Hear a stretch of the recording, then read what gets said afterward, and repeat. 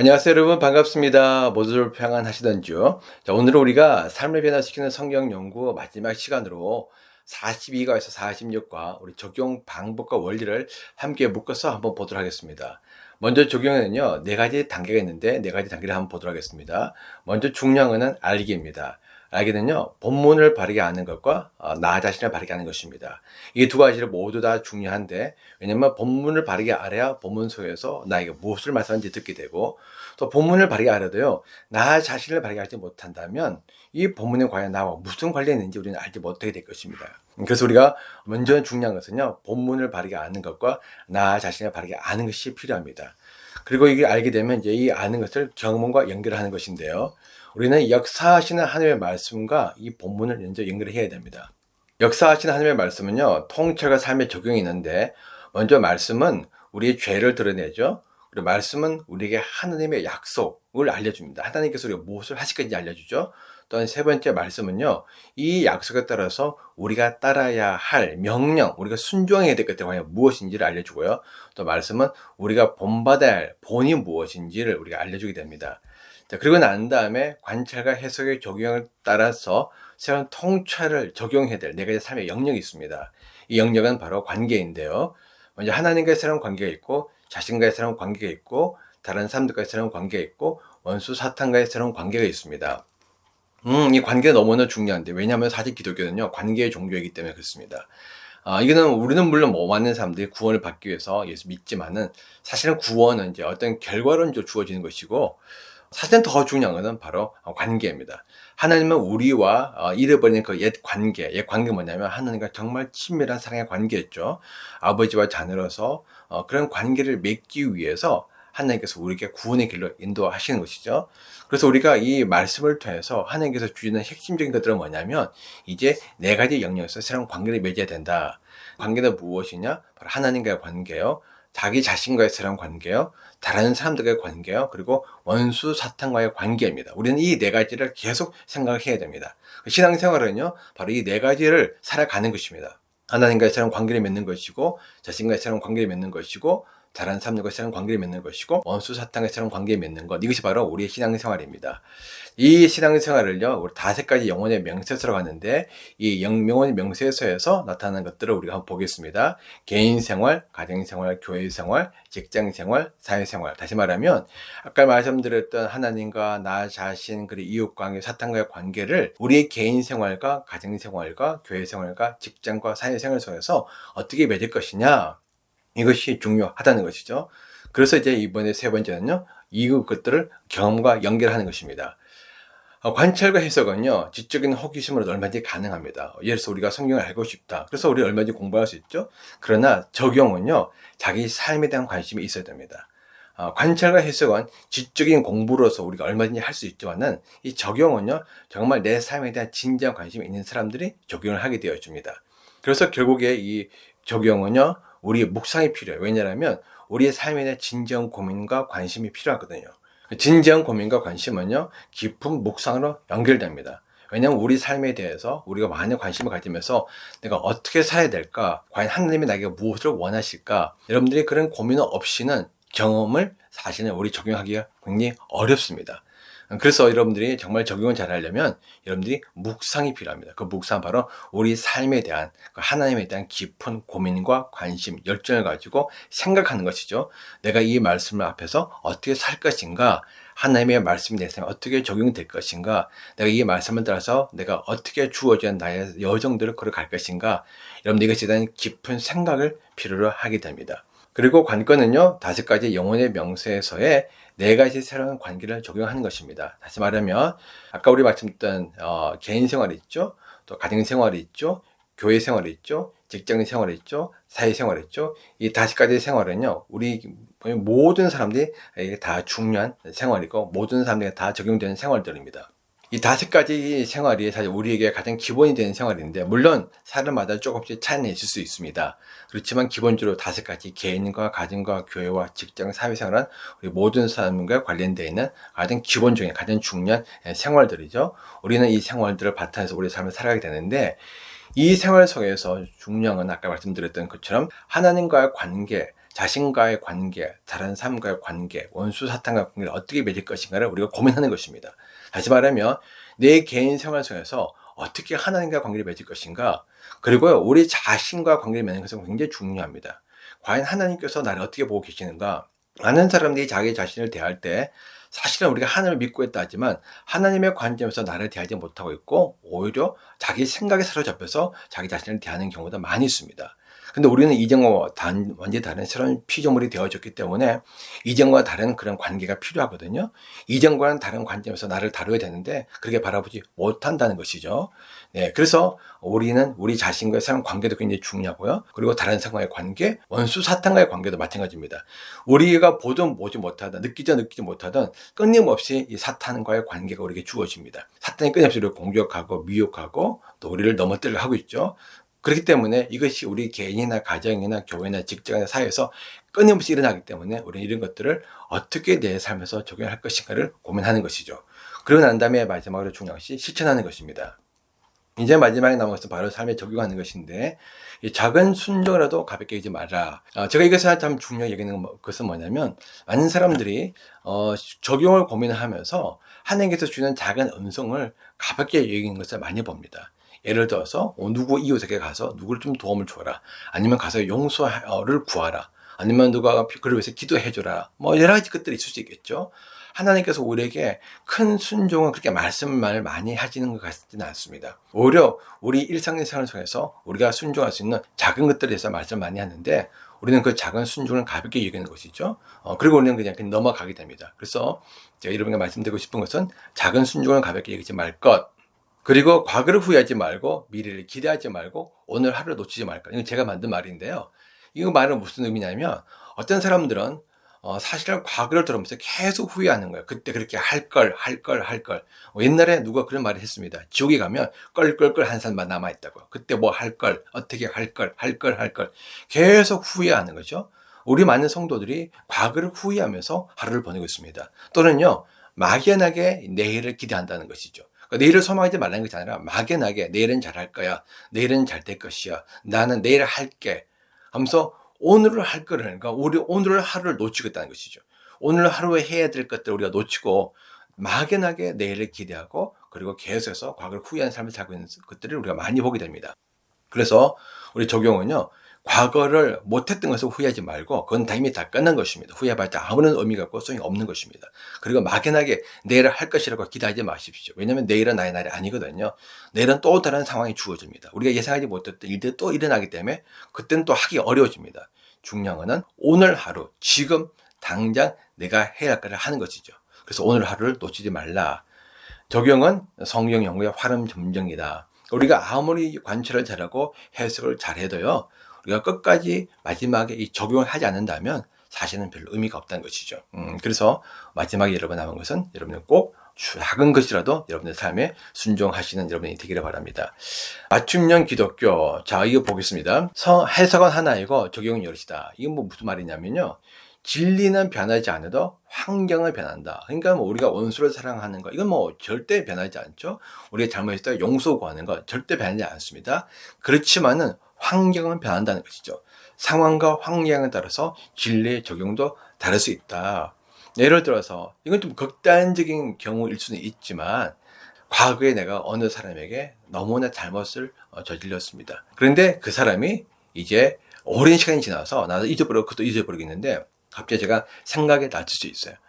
그래서 그 생각에 나서 과거의 사람에게 가서 내가 과거의 잘못을 용서를 구할 수 있습니다.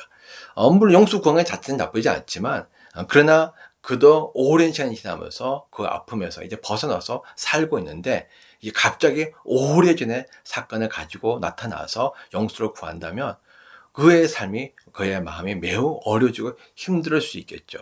자기는 용서를 구한다고 찾아갔지만은 용서해줄 그 사람은 전혀 용서해줄 수 있는 마음의 준비도 안 돼 있고 이미 그 사건을 잊어버리겠는데 다시 기억이 나서 그때 아픔과 고통 속으로 들어가게 된다면 그럼 과연 그것이 바른 것인가? 우리가 한번 생각해 볼 필요도 있다는 것이죠. 그래서 우리가 용서를 구하지 말라는 것이 아니라 다시 말하면 진리는 변하지 않지만 상황과 환경에 따라 진리의 종이 다를 수 있기 때문에 많은 조언들이 필요하다는 것입니다. 그래서 진리는요, 보편적, 불변. 진리는요, 보편적이고 불변합니다. 그렇지만 사람마다 특성과 상황 그리고 사람마다 적용이 다를 수 있다는 사실을 기억하십시오. 더불어서 사람마다 배우는 방법도 다릅니다. 사람마다 고유한 방법으로 배우게 되죠. 각자 고유한 방법으로 인정하고 우리가 존중할 필요가 있습니다. 이 말은 뭐냐면 어떤 사람은요 지식적으로 배우는 걸 좋아합니다. 어떤 사람들은 경험적으로 배우는 걸 좋아합니다. 어떤 사람들은 공동체에서 함께 살면서 배우는 걸 좋아하고 어떤 사람들은 혼자서 사색하면서 생각하면서 배우는 걸 좋아하고 어떤 사람은 실제로 섬기면서 배우기도 좋아하고요. 어떤 사람은 기도를 통해서 배우기도 좋아합니다. 그러니까 나름대로 배우는 그런 요소들, 통로들이 다 다르다는 것이죠. 그래서 우리는 그 사람들을 우리가 다 다름을 인정하고 존중할 필요가 있다. 그리고 사람마다 독특한 장점과 관점이 있죠. 완벽한 사람은 아무도 없습니다. 하나님은 사람들이 모여서 성숙하도록 도우시죠. 그렇기 때문에 여러분들이 함께 모여서 성경을 공부하는 것이 아주 중요합니다. 왜냐하면 물론 제가 보는 관점이 있지만 제가 보는 관점이 다 맞지도 않고 제가 모든 것을 다 알 수도 없습니다. 그렇기 때문에 저는 끊임없이 다른 여러분들의 책을 제가 공부하면서 저분들은 어떻게 보고 있고 저분들은 어떻게 생각하고 있고 왜 이런 생각을 하고 있는지 왜 이렇게 결론 내리는지 저는 배웁니다. 이것처럼 우리가 여러 사람들 모여서 함께 공부하게 될 때 다양한 관찰, 그러니까 나를 넘어서는 관찰과 해석을 통과 그리고 우리가 적용을 통해서 더 깊고 넓고 풍성한 은혜를 내게 된다는 것이죠. 그러니까 혼자 공부하는 거 너무너무 중요하고 혼자 적용하도 중요하지만은 혼자 생각하는 것은 한계가 있습니다. 절대 우리는 우리 자신의 한계를 뛰어넘을 수 없습니다. 그런데 하나님의 영적 진리는 너무나 크고 넓고 풍성하기 때문에 하나님은 오히려 함께 우리가 모여서 서로의 생각을 듣고 겸손하게 서로의 생각을 받아들이고 그리고 서로를 내 안에 받아들임으로 말미암아 하나님의 더 넓은 은혜를 누리기를 원하십니다. 그래서 여러분들이 공부하고 관찰하고 적용할 때도 함께 모여서 하시면 훨씬 더 도움이 되고요. 그리고 적용을 할 때 특별히 우리가 생각해야 될 9가지 질문이 있습니다. 먼저 내가 따라야 모범이 무엇인가? 이 말씀을 통해서 내가 과연 본받을 것이 과연 무엇인가? 그죠? 어떻게 할 것인가? 예를 들어서 예수님께서 새벽에 일어나서 기도하셨다. 그럼 나도 새벽에 일어나서 기도해야겠다. 이렇게 생각할 수 있겠죠? 내가 피할 죄는 무엇인가? 다윗 같은 경우에 사실은 그 죄를 많이 지었는데 그런 죄를 내가 어떻게 피할 수 있을 것인가? 그죠? 내가 붙잡아야 될 약속은 무엇인가? 여러 가지 상황들이 주어지지만 이런 상황에서 내가 끝까지 지키고 내가 붙들어야 될 그 약속, 하나님의 그 약속은 무엇인가? 그리고 내가 드려야 될 기도는 과연 무엇인가? 이런 상황에서 내가 하나님께 어떤 기도를 드려야 될까? 더불어서 이런 상황에서 내가 하나님의 말씀에 순종해야 될 명령은 과연 무엇인가? 예? 그리고 더불어서 내가 만족시켜야 될 조건이 있는가? 어떤 경우는 하나님께서 우리에게 반을 요구할 때도 있습니다. 그렇죠? 예를 들어서 베드로가 무리를 걸을 때는요. 베드로가 배에서 나와야만 됩니다. 그래야 무리를 걸 수 있는 것이죠. 그렇기 때문에 내가 만족시켜야 될 조건은 과연 무엇인가? 그리고 또 내가 외워야 될 구절이 있는가? 그리고 내가 고쳐야 될 교리적 오류가 있는가? 우리 나름대로 성경을 보면서 하나님에 대한 어떤 교리를 갖고 있습니다. 그럼 배우든 안 배우든 나름대로 갖고 있는 어떤 이제 개념인데요. 성경을 근거로 해서 갖고 있는 어떤 개념인데 그것들 우리가 다 바르지는 않습니다. 그래서 우리가 공부하고 우리가 묵상할 때마다 또 고쳐야 될 것이 있을 수 있습니다. 그리고 마지막으로 내가 직면해야 될 도전은 과연 무엇인가? 때로는 우리가 부딪히고 또 내가 경험하고 내가 도전해야 되고 받아들이고 한 걸음 내디뎌야 될 것도 있을 수 있습니다. 과연 그런 것들 무엇인가를 생각하면서 우리가 적용을 하는 것이죠. 자, 그리고 그 당시와 지금 과거와 현재 어떻게 연결할 것인가? 먼저 급변하는 현실 속에서 변하지 않는 진리, 하나님의 속성과 창조의 목적과 구원의 역사는요, 급변하는 현실 속에서 절대 변하지 않습니다. 하나님의 속성은 불변합니다. 옛날이나 지금이나 내일이나 하나님의 영원토록 동일하시죠. 하나님의 창조의 목적도 동일하시고요. 구원의 역사도 동일합니다. 이것이 굉장히 중요합니다. 이것을 이제 기본으로 삼고 우리가 적용하게 되는 것이죠. 문맥의 핵심이다. 문맥을 이해하라. 이것을 기본으로 하고 난 다음에 그 다음에 우리가 생각했던 건 뭐냐면 문맥으로 우리가 이 문장을 이해하고 내용을 이해하는 것이죠. 본문이 기록될 당시의 상황이나 글의 맥락을 고려하여 해석하고 적용하라. 먼저 우리 현재 우리 삶도 중요하지만 처음에 1차된 독자 성경이 쓰여졌을 때 성경을 그걸 전해주고 했던 그걸 듣고자 했던 들어야 될 사람도 있는데 그때 바로 1차된 독자들이죠. 네, 1차된 독자 그 시대 사람들이 상황이나 맥락을 고려해서 우리가 해석하고 적용하는 것이 중요하다는 것입니다. 자, 그리고 난 다음에 이 시대의 문화를 연구하라. 그리고 나서 이제 우리의 삶에 적용하는 것입니다. 우리는요, 문화의 영향을 받게 됩니다. 정치, 대중매체, 돈과 경제, 성, 교육, 종교와 세계관, 예술, 역사, 장소, 자원, 여러 가지 것들이죠. 예를 들어서 우리 동성결혼. 요즘 굉장히 심각한 많은 이슈가 나오고 있죠. 낙태, 뭐 주식과 디지털 화폐, 요즘 뭐 해도 되느냐, 또 그런 이야기 많이 나오고 있는데, 과연 우리 믿는 자들이 이거 어떻게 생각해야 되느냐? 종교다 원지, 뭐 포스트 모더니즘, 정치. 요즘도 우리 한국에서는 정치 문제가 굉장히 심각한 이슈가 되고 있습니다. 보수와 진보. 과연 하나님은 보수편인가 진보편인가? 보수적인 기독교인들은요, 굉장히 하나님을 보수적인 하나님을 생각하고, 또 진보적인 분들은 굉장히 하나님을 또 진보적인 생각에서 정치적인 관점을 가지고 있습니다. 그럼 어떻게 되느냐? 독신, 요즘은 독신도 굉장히 이제 뭐 많아지고 있는데, 이 독신을 어떻게 생각하게 되면 자녀 문제 어떻게 우리 생각해야 되느냐? 환경, AI, 메타버스. 요즘 사실 우리가 고민해야 될 많은 것들이 있는데, 과연 이 수많은 이 그런 문제들, 상황들, 있죠? 환경들, 문화들, 우리의 삶의 여러 가지 영역들 속에서 이 하나님의 말씀은 우리가 과연 무엇을 말씀하는가? 이런 상황 속에서 우리는 어떻게 살아야 되는가? 사실 우리는 이런 것들을 다 제쳐놓고 산속에 들어가서 우리는 살 수는 없습니다. 우리는 정말 구원받기만 소망하면서 모든 것들을 다 내려놓고 우리가 뭐 불교처럼 속세를 떠서 살 수는 없어요. 오히려 하나님은 우리가 세상 속에 들어가서 세상 속에서 하나님의 음성을 듣고 주님의 뜻대로 하나님의 나라와 영광에서 복음에서 살기를 원하시거든요. 하나님은 우리를 통해서 이 시대, 이 상황, 이 사회, 이 문화, 그리고 우리 가족, 이 모든 것들이 변화되기를 원하십니다. 하나님의 영광이 드러나는 하나님의 뜻이 이루어지는 그런 것을 바뀌기를 원하시고 그걸 위해서 우리를 부르셨는데 그렇다면 이런 모든 영역들 속에서 과연 하나님은 무엇을 원하시고 우리는 어떻게 해야 될 것인가를 고민을 할 수밖에 없다는 것이죠. 그렇죠? 자, 그렇다면 우리는 어떻게 하느냐? 먼저 수집한 자료를 사용하라. 해석을 통해서 발견한 의미와 수집한 자료를 조화시키고 적용해야 된다. 그러니까 우리 아까도 말씀드렸듯이 적용은요 제일 나중입니다. 가장 중요한 관찰이죠. 성경에 무엇이 있느냐 우리가 그거를 발견하고 그러고 난 다음에 그 의미가 과연 무엇인지 우리가 해석하고 그리고 난 다음에 해석되어 있는 그 의미들과 그 현재 우리의 삶입니다. 여러 가지 상황과 문화와 환경과 여러 가지 영역들 속에서 그리고 여러 가지 뭐 많은 일들 속에서 수집한 자료들을 모아가지고 우리가 조화시키고 적용을 해야 한다는 것이죠. 그것이 중요합니다. 그럼 삶의 기준이 되는 원리는 과연 무엇인가? 원리의 중요성. 원리는요, 전 우주에 적용되는 진리에 요약된 설명입니다. 그러니까 원리는요, 전 우주 모든 사람들에게 적용되는 이제 보편적인 이제 진리죠. 자, 그래서 성경은 삶의 모든 상황과 문제에 답을 주진 않습니다. 그렇지만 적용할 수 있는 일반적인 원리를 주는 것이죠. 그래서 우리는 이것을 잘 생각하고 우리 적용해야 하는데, 가령 예를 들어서 이런 것입니다. 공동체의 덕을 세워라. 우리가 로마서 15장 1절에서 2절을 보게 되면요. 우리는 자기에게 좋을 대로만 해서는 안 됩니다. 우리는 저마다 자기의 이웃의 마음에 들도록 행동하면서 유익을 주고 덕을 세워야 합니다. 여기서 특별히 우리의 이웃은요, 우리 교회 공동체를 의미하는데, 자, 우리 물론 외부의 다른 분도 중요하지만, 특별히 중요한 것은 우리 교회 공동체입니다. 이 공동체 안에서 서로의 관계를 맺을 때 어떻게 해야 되느냐? 자기가 좋을 대로 해서는 안 된다는 것입니다. 다시 말하면, 내가 하고 싶은 말을 해서도 안 되고요. 내가 원하는 대로 행동해서도 안 된다는 것입니다. 어떤 분들은 그렇게 생각하는 분들이 계시더라고요. 교회니까, 교회는 은혜가 있는 곳이고, 또 잘 있는 곳이고, 그러니까 우리가 원하는 대로 하면 되지 않나요?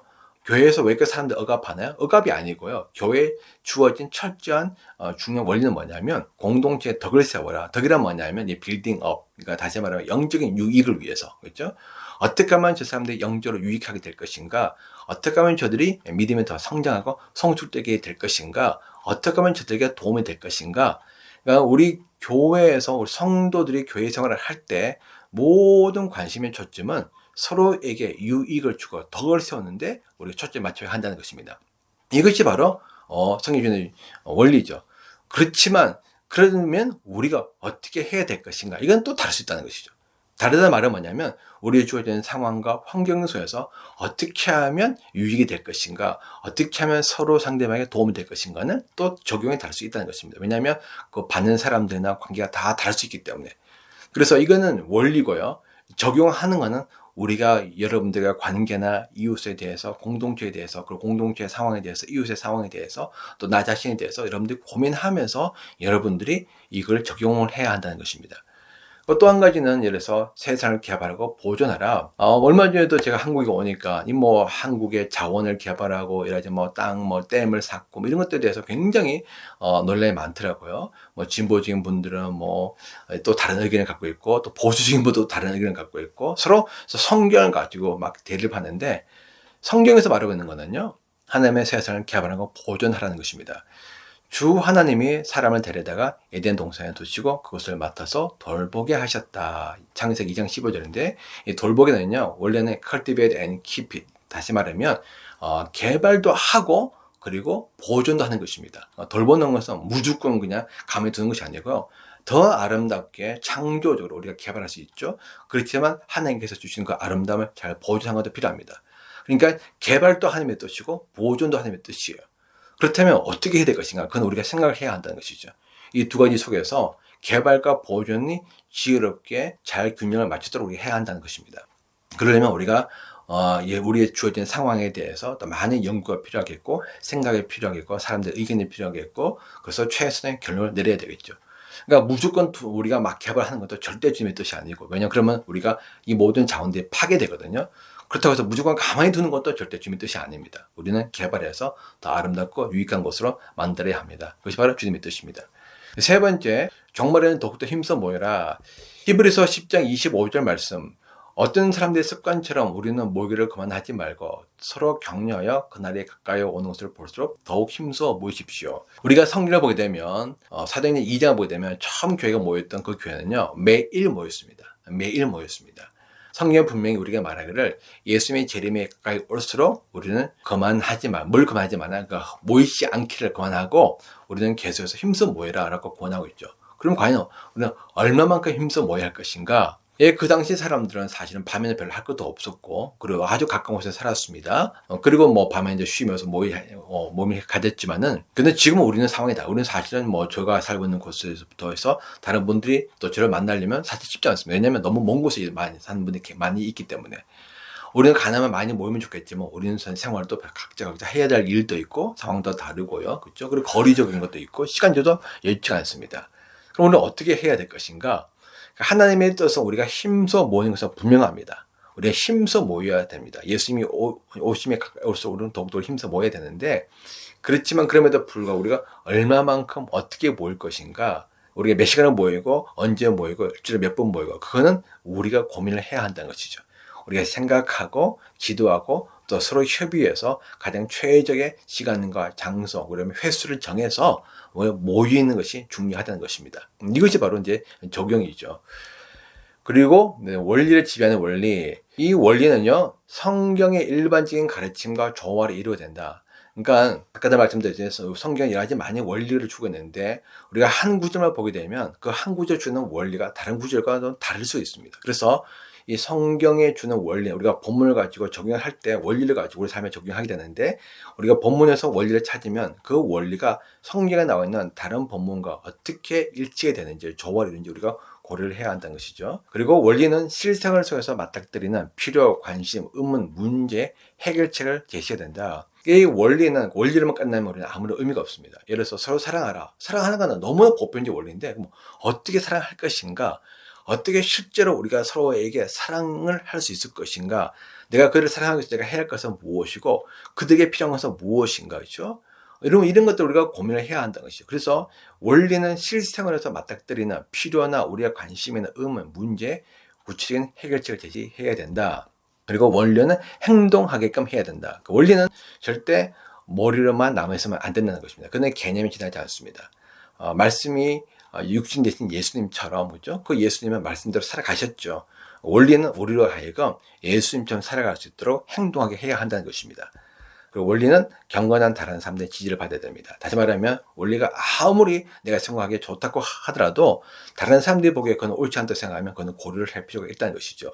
다시 말하면 원리는 다른 경건한 사람들에게도 보편적으로 적용될 수 있는, 그게 원리이기 때문에 그래서 다른 경건한 사람들이 함께 동의할 수 있는 그 원리를 찾아서 여러분들의 삶에 잘 적용하시기 바랍니다. 그렇게 하시면 여러분들이 정말 더 풍성한 은혜를 누리며 삶 속에서 나마다 하나님의 경험하며 그리고 말씀이 삶이 되는 그런 삶을 살 수 있을 것입니다. 감사합니다. 잠깐 기도하겠습니다. 하나님 감사합니다. 오늘 저희가 또 마지막으로 우리 적용하는 방법을 배웠습니다. 하나님 짧은 시간이었지만 주님 이 말씀을 듣는 모든 분들에게 하나님께서 친히 말씀하여 주시고 말씀을 새겨 주십시오.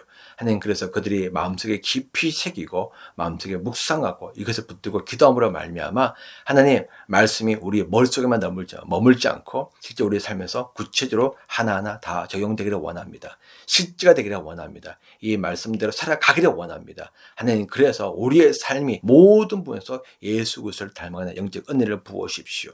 하나님 이것을 위해서 하나님에 대한 열정과 열망도 주시지만은 나와 우리 시대에 대한 이 사회에 대한 더 깊은 관심과 열망도 주십시오. 내 존재에 대해서 하나님 더 많은 고민을 하게 하십시오. 하나님 우리의 삶을 가볍게 여기지 않게 하시고 하나님 앞에서 하나님이 주신 나의 이 삶을 내가 주님 앞에서 어떻게 살아야 될지 진지하게 생각하고 진지하게 고민하고 진지하게 기도하고 그리고 말씀 한마디 한마디 속에서 원적인 원리를 찾고 하나님 그것을 발견해서 내 삶에 구체로 적용할 수 있는 은혜를 부어주십시오. 그렇게 하실 주님을 찬양합니다. 예수 이름으로 감사하며 기도합니다. 아멘.